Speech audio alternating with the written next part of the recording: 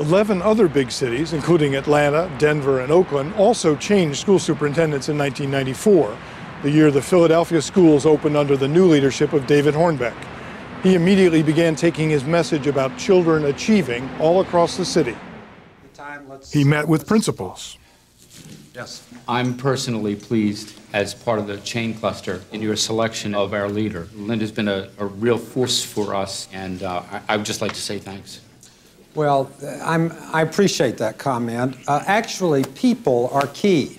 He met with parents and representatives of community groups. He came up to the home and school, to this office, met with the officers and the reps that was in the field, and told us his agenda, and we had a chance to go to town meetings and listen. Because people have to engage, people have to have hope, people have to buy in, people have to understand. By people, Hornbeck meant everyone and everybody. His phrase, now is the time, Philadelphia is the place, and I would add a little more, and we are the change makers. He went to synagogues, mosques, and churches. The African-American culture has its roots in the black church, and therefore coming to the black church was very significant on his part, and I think he knew how to manage that, and he came well prepared to deal with that. Many believe that our children cannot learn, but they can, and at high levels. And many believe that the school district cannot change enough to help children learn, but it will. All right. With your help. Yes. He did not meet with many teachers. If he had, he'd have encountered skepticism. The superintendent is here for these few years. A new superintendent will come in with a whole new program and start things in their own way to do something different. Nothing changes. All we do is come in every day and it stays the and same. do our job and try to teach these children, no matter what's happening up at the top. I've only been here for 22 years. And in terms of being in the trenches, so to speak, I don't see any difference. My day-to-day activities haven't changed. He has to sell the membership. He has to sell the employees. He has to sell the people in the schools that what he is saying is correct. And he has to listen to them. Union official Jack Steinberg spent more than 40 years working in education in Philadelphia. We wanted to give the superintendent a chance. We were willing to welcome anybody that would deal with us honestly, involve us in what was happening. I want to see him succeed because it's a plus for all of us. If the Philadelphia school system is successful and David Hornbeck is successful, then we're successful. Hornbeck's 16-hour days paid off in positive press coverage. He's had public education in the newspaper almost every day. You know, front page, second page, it's there somehow. Hornbeck needed more than good press. He needed money. A terrific morning. I don't mind fundraising. In fact, I kind of like fundraising because I believe in what I'm raising funds for. And if you believe deeply in what you're raising funds for, then it's not real hard. Philadelphia received a $50 million challenge grant from philanthropist Walter Annenberg. Hornbeck also raised $17 million from corporations and other foundations in his first year. Thank you. Got a real good lead on another foundation for a $1 million communication initiative that I am trying to fund. The superintendent does have to be a fundraiser and politician and educator and manager and sometimes preacher. I knew he would help us get a lot of additional outside foundation and business money for the school district, which he has. I mean, no one can doubt the success of that. But Hornbeck said the grant money was not enough to get children achieving going.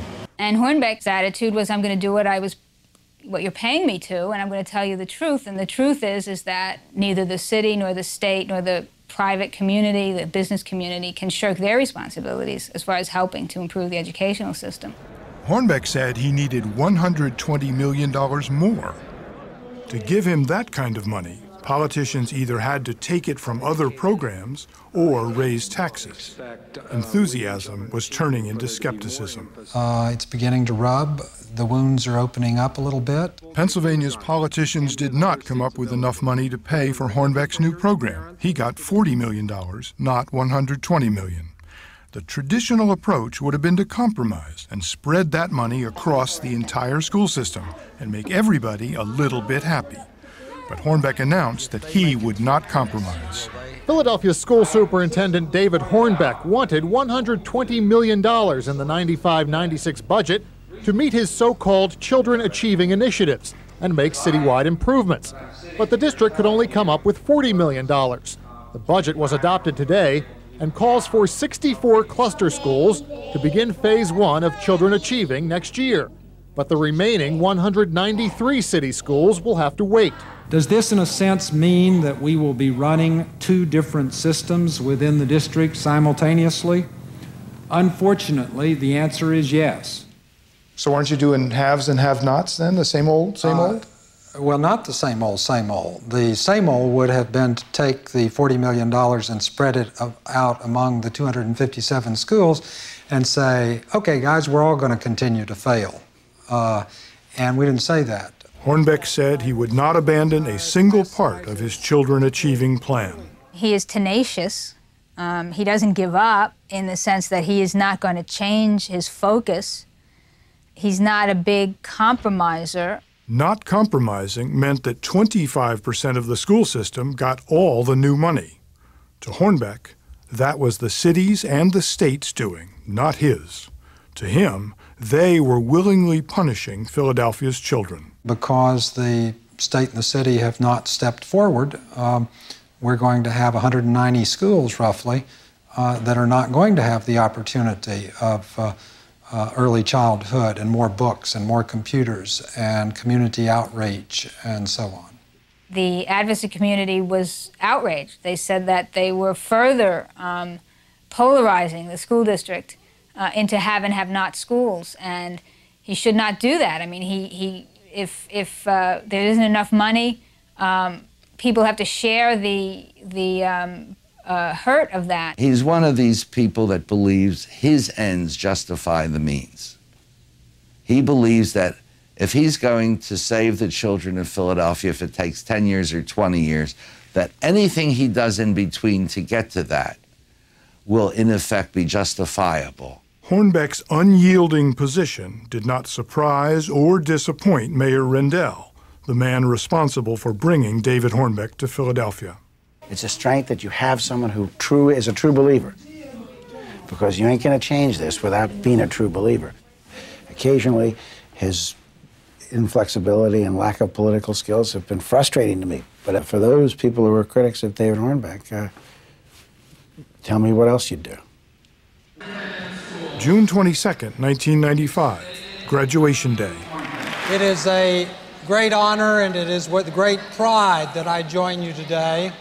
This is, in fact, the first graduation season for me as the new superintendent.